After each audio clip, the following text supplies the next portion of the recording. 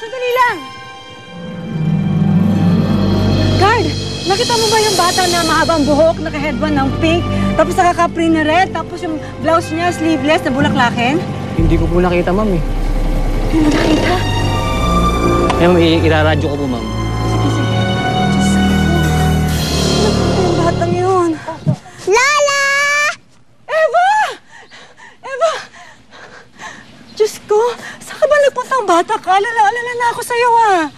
Nakipaglaro lang po ako sa papi ni Tito Brian. Tito Brian? Pasensya na ho. Nakipaglaro ho siya sa aso ko kanina. Naku maraming salamat, ah. Mabuti na lang nakita mo yung apo ko. Okay lang. Ang cute-cute mo naman. Pinamili namin. Dala naman dun, ha? Salamat. Eva? Kanina yung aso na yan? Kay Tito Brian po. Brian? Yung pong kaibigan niya daw, Mami. Hello, Melissa.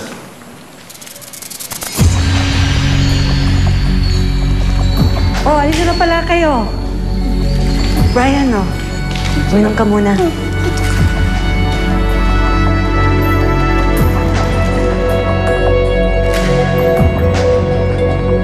Nakita kami nitong si Brian at dinala niya sa akin itong si Eva. Mabuti na lang kamo at siya nakakita dito sa apo ko.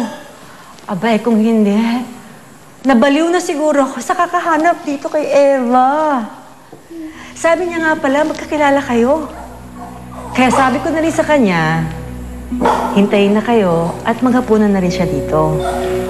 Teka muna, titignan ko kung nakahanda na yung pagkain, ha? Ikaw naman, apo, magbihis ka na, ha? At tama na yung kakalaro mo dyan sa aso ni Tito Brian mo. Teka na. Thank you, Tito Brian. O sige, maiwan na namin kayo, ha? Sandali lang.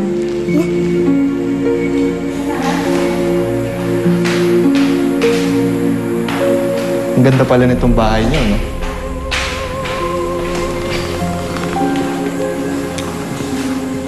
Mukhang...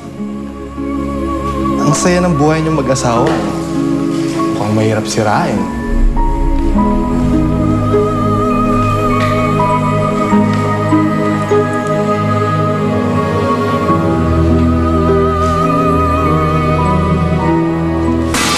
Utoy!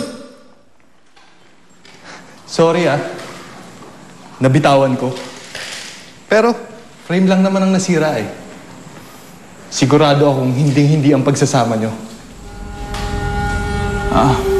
Yung ko lang ano yun, Yaya, pahingi ng walis, please. Yes, ma'am. Walis, please. May nabasag. Para mabuti pa siguro umalis ka na. Bakit, pare? Maaga pa naman, ah. Marami pa tayong mapagkikwentuhan. Marami pa kasi akong gustong ikwento sa inyong mag-asawa, eh. Lalong-lalo na kay Melissa. Ano yung mga gusto mong ikwento, Brian?